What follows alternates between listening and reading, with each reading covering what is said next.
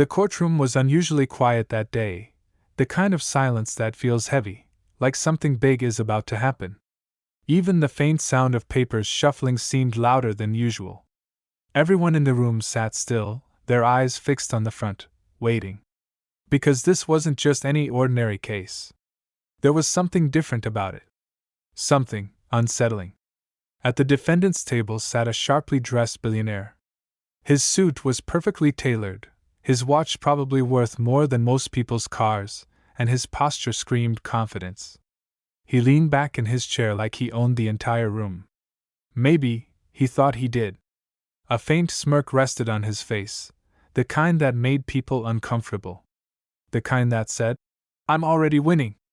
Across from him stood a young man, completely different in every way. His clothes were simple. His hands were slightly trembling.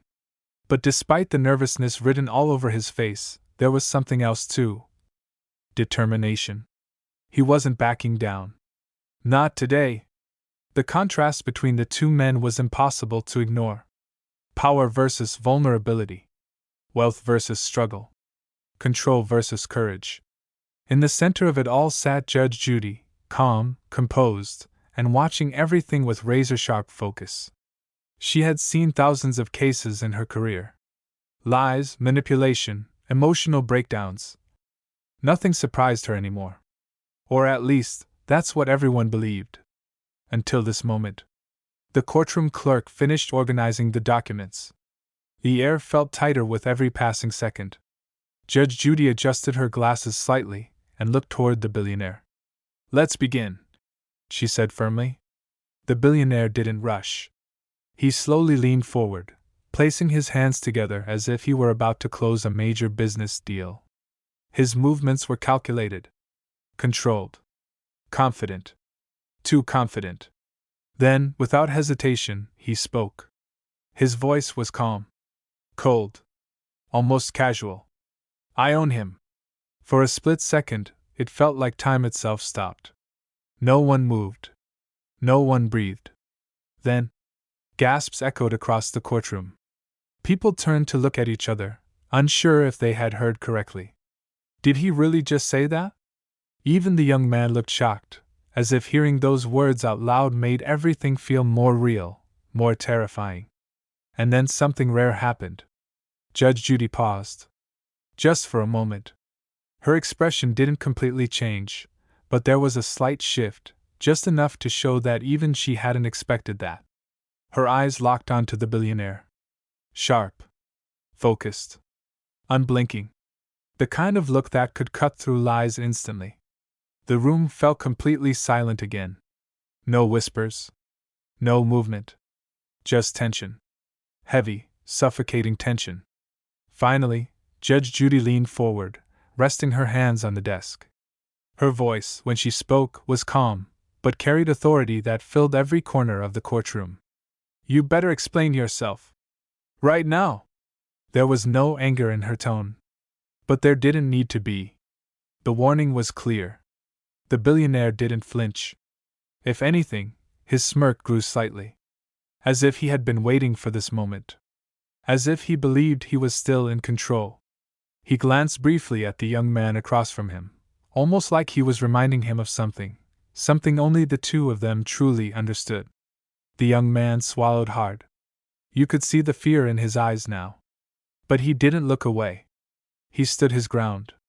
And that alone changed something in the atmosphere. Because this wasn't just about a claim anymore. This was personal. Very personal. Judge Judy tapped her pen lightly against the desk, her patience already wearing thin. "Start talking," she said, her voice now sharper. The billionaire straightened his posture, adjusting his cuffs as if preparing for a presentation. What he was about to say next would shock everyone even more. Because this wasn't just arrogance. And it wasn't just confidence. It was something deeper. Something darker.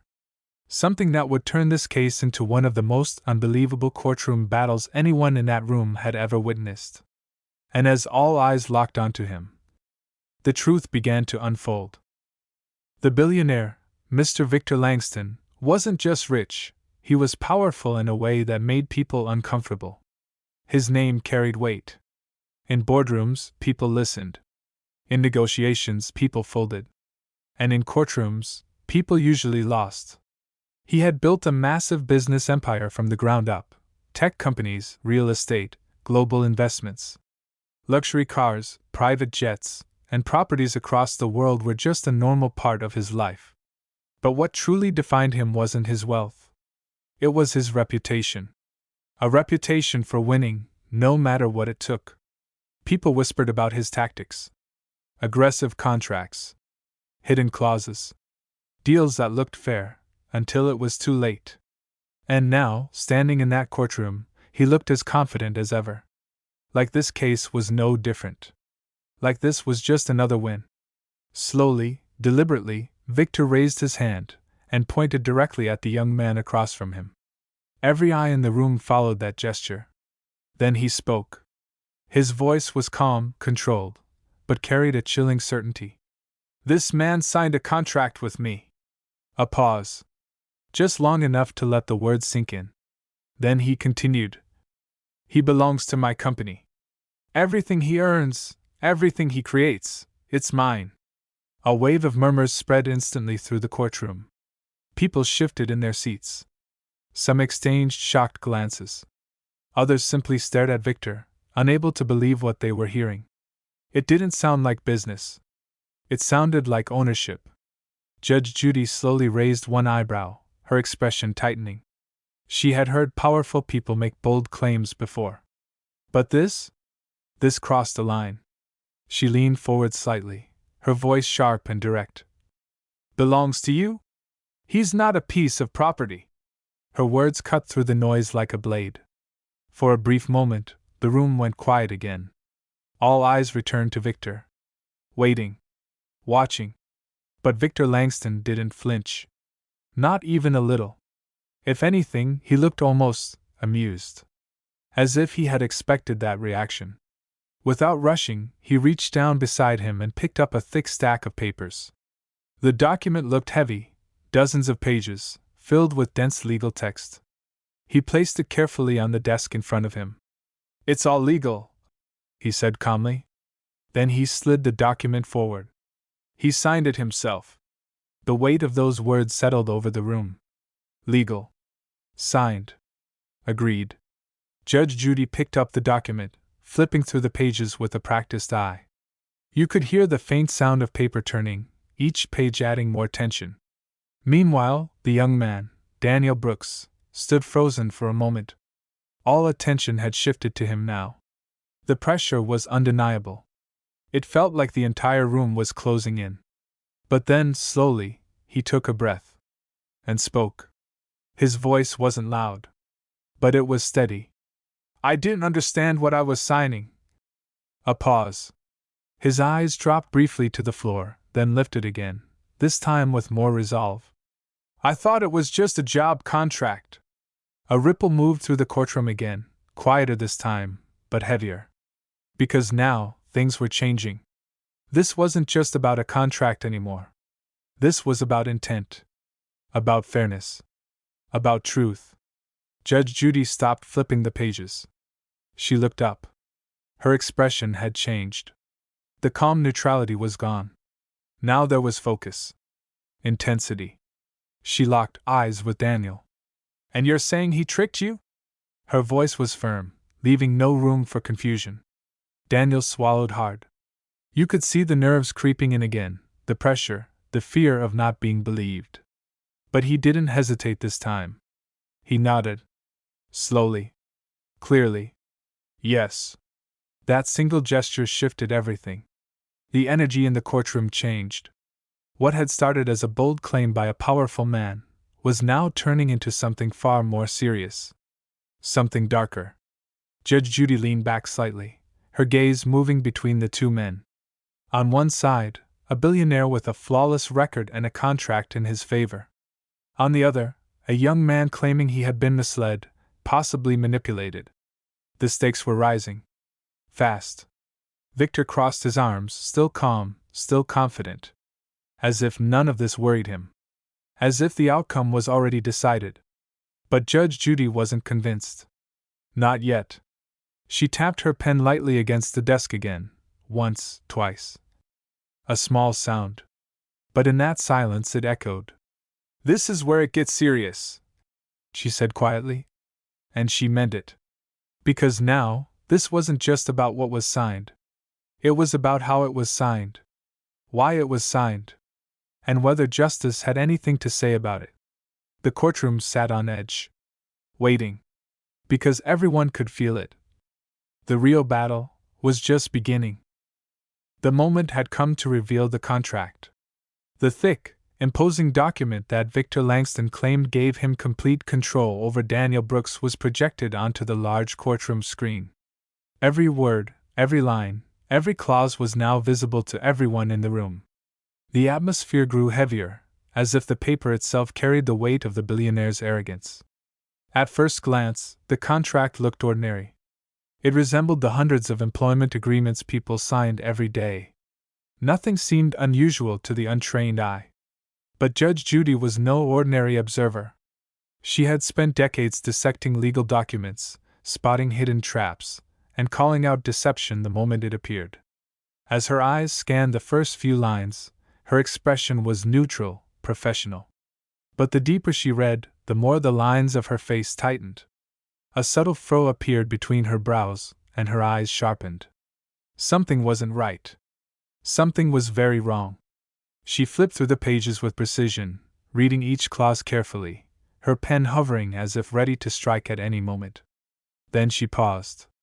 There, buried in dense legal language, were clauses that no reasonable employee would ever agree to if they truly understood them. Tiny sentences hidden in technical jargon, phrases that seemed innocent at first, but in reality, stripped Daniel of his rights. One clause made her blood run cold. It stated, in plain legal terms, that Daniel would give full rights to all of his work, all of his creations, and all income derived from them to the company, forever. No expiration. No limits. Everything Daniel produced, thought, or created belonged entirely to Victor Langston. Another clause was just as alarming. It granted Victor control over Daniel's future business decisions. Every choice Daniel made in his professional life, from partnerships to investments, could be vetoed, dictated, or overridden by the billionaire. In effect, Daniel's autonomy had been signed away without him fully understanding the consequences. Judge Judy slammed her pen down on the desk with a sharp thud that echoed through the courtroom. The sound snapped everyone's attention back to her. "This is outrageous," she said, her voice loud and unflinching. Victor Langston remained calm. His posture was still impeccable, his expression controlled. He leaned back slightly and said smoothly, almost arrogantly, "He signed it willingly." The words hung in the air, heavy with denial, but they failed to convince anyone. Daniel didn't hesitate. He leaned forward, his voice trembling slightly, but carrying the weight of truth. "I was desperate. I needed a job. I didn't have a lawyer. I trusted them." The courtroom murmured again. People glanced at each other, realizing the gravity of what had just been revealed. This wasn't a dispute over a paycheck. This wasn't a simple misunderstanding. This was exploitation. Judge Judy's eyes locked on Victor Langston. There was no softness, no patience in that gaze, only unwavering authority. "So you used his desperation against him?" she asked. Her tone wasn't angry. It was sharper, colder, like a blade slicing through the billionaire's defenses. Victor said nothing. His silence was deafening. It was a silence that spoke louder than any words could. It said everything. It admitted guilt without a single confession. It revealed arrogance, manipulation, and the dangerous belief that money could justify any action. Daniel looked at the judge, hope flickering in his eyes. He had placed his trust in the legal system, and now, for the first time, it felt like someone was listening. The audience in the courtroom leaned forward, feeling the tension. Some gasped quietly. Some whispered to their neighbors. But all were united by a single thought. This case was far bigger than anyone had imagined. Judge Judy didn't blink. She held Victor's gaze steadily, refusing to allow him to regain control. The power dynamic had shifted. For the first time, The billionaire was on the defensive. This contract, Judge Judy said slowly, emphasizing each word, is not only one-sided, it's deceptive. And it exploits someone who trusted you when they had no choice but to. Victor opened his mouth to respond, but the room had already decided. The murmurs grew louder, the tension palpable. Even without a verdict, everyone could sense that justice was inching closer. Daniel straightened in his seat, relief washing over him, but he stayed vigilant. He knew the battle wasn't over yet. The truth had been laid bare, but now it was Judge Judy's responsibility to ensure fairness prevailed. Victor's silence was no longer confident. It was a crack in his armor. A crack that Judge Judy intended to expose fully in the moments to come. And as the courtroom held its collective breath, one thing was clear: this contract was not going to protect him. Not this time. Judge Judy had seen her fair share of tricky legal battles, manipulative contracts, and cunning businessmen trying to bend the law in their favor. But as she looked across the courtroom at Victor Langston, something about this case unsettled her. This wasn't just a dispute over a paycheck or a minor contractual disagreement. No. This was far bigger. She could feel it in the air, the tension, the weight of the words that had already been spoken, and the desperation lingering in Daniel's eyes. Something wasn't right, and she was determined to find the truth. "Mr. Langston," she began, her tone calm but cutting, "let's get something straight. How much were you paying him?" Victor leaned back in his chair, adjusting his cufflinks with the same casual air he had maintained since the beginning. He spoke as if answering a trivial question, his voice smooth, controlled, almost rehearsed.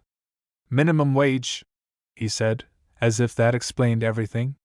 "Plus performance incentives." The courtroom reacted immediately. A low murmur rose, then turned into audible gasps. Heads turned. People whispered to each other. The sheer audacity of the claim hung in the air like a storm about to break. Judge Judy shook her head slowly, incredulous. Her eyes narrowed, and her pen tapped the desk impatiently. "You expect me to believe," she said, her voice rising slightly, sharp with disbelief, "that someone earning minimum wage knowingly signed away their entire future, everything they would ever create, all their income, all their rights, just for a job paying barely enough to live on?" Victor straightened slightly, though his confidence was beginning to show cracks. "It's business," he said. His voice remained calm, but there was a hint of defensiveness now creeping in. He had a choice. Judge Judy leaned forward, her eyes piercing, voice now unwavering and strong. "No. This isn't business. This is exploitation." The room went silent. Every single person in the courtroom could feel the weight of her words. They were not just a statement, they were a verdict in themselves. She turned sharply to Daniel, whose hands were clenched tightly in his lap. The young man looked up at her, hope and fear mixing in his gaze. "Did anyone explain these clauses to you?" Judge Judy asked, her tone measured but firm, demanding the truth. Daniel's voice was quiet, but there was no hesitation. No faltering. "No, Your Honor," he said. That was it. That single admission shifted the entire dynamic of the courtroom. What had looked like a legal agreement, clean and proper on paper, now revealed itself as something far more sinister. The balance of power had shifted. The billionaire's supposed advantage, the contract, was now exposed as a tool of manipulation. Judge Judy's eyes narrowed as she studied Victor Langston. His calm demeanor had faded slightly, replaced by a subtle tension he could not fully conceal. The arrogance, the smirk, the confidence that had dominated the room earlier, all of it had weakened. She gestured toward the contract projected on the screen. "Do you see this?" she said, pointing to the hidden clauses that Daniel had unknowingly signed. "This is not a fair agreement. This is coercion. Taking advantage of someone's lack of resources, their desperation, their trust. That is exploitation, plain and simple." Victor opened his mouth to respond, to defend his position, but Judge Judy cut him off with a sharp glance. She didn't need to argue anymore, the truth was clear. The entire courtroom could now see it, A man had used another person's desperation and trust to secure complete control over his work, his income, and even his future decisions. Daniel, for the first time since entering the courtroom, relaxed slightly. He had been scared, intimidated, and unsure of what would happen. But now, with Judge Judy's words ringing in the air, the weight of fear began to lift. The truth was on his side. Judge Judy paused, letting her gaze sweep across the room. Every juror, every observer, and even the lawyers could feel the shift. This wasn't about money anymore. This wasn't about contracts. This was about right and wrong. About justice. About the understanding that no legal document could justify taking advantage of someone who had no real choice. Victor Langston's silence was deafening. The room felt the tension in it like electricity, waiting for the next move. But the billionaire's usual composure had been rattled. His argument that Daniel had a choice now sounded hollow, empty, even cruel. In that moment, Judge Judy had made it clear: the case was no longer about the words on the page. It was about the intent behind them, and the person they had harmed. What had seemed like a legal victory for Victor was now unraveling before his eyes. And Daniel? For the first time in months, he dared to believe that justice might actually be on his side. The courtroom held its breath. Every eye was on Judge Judy as she prepared to deliver her verdict. The tension was almost tangible, thick enough to touch. Even the air seemed heavier, charged with the weight of what had just unfolded. Every observer, from the attorneys to the spectators in the gallery, could feel that history was being made, not just another case, but a lesson in justice, fairness, and integrity. Judge Judy leaned forward slightly, resting her elbows on the desk. Her eyes fixed on Victor Langston with unflinching intensity. The billionaire had sat there all day, confident, untouchable, as if his wealth could shield him from scrutiny. But now, for the first time, that confidence faltered. "You may be a billionaire," she began, her voice calm yet commanding, echoing through the courtroom.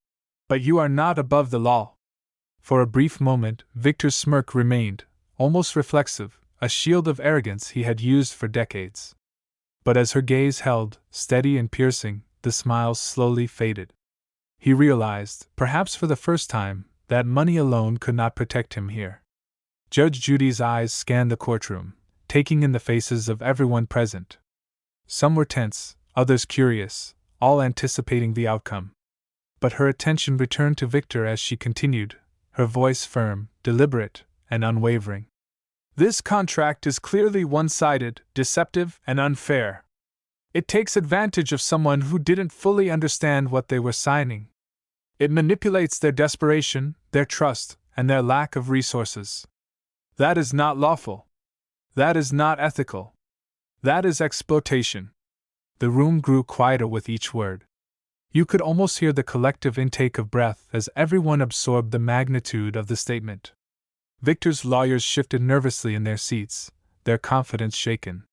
The power dynamic had completely shifted. Judge Judy raised her voice slightly, enough to ensure her point resonated. "And let me make one thing very clear: no one owns another human being. Not in this courtroom. Not anywhere." At that moment, a ripple of quiet applause moved through the audience. It was restrained but meaningful, a recognition that justice had spoken.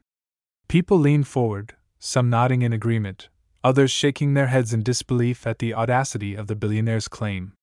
Victor Langston's hands tightened on the edge of the table. He tried to maintain composure, but the cracks were obvious. The man who had always wielded wealth as power now sat powerless, stripped of his usual influence.